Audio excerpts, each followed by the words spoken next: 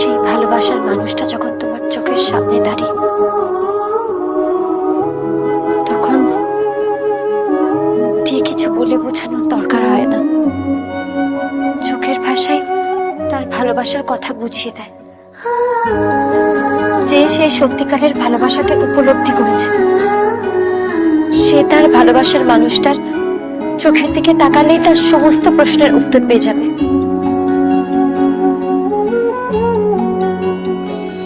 চোখে বিন্দু বিন্দু চুমলি তার দিন দুপুরে চিন্তা, আর কাটছে না এ দিনটা কি যে হয়।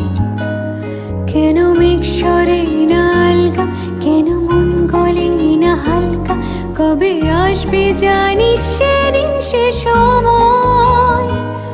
বোঝে না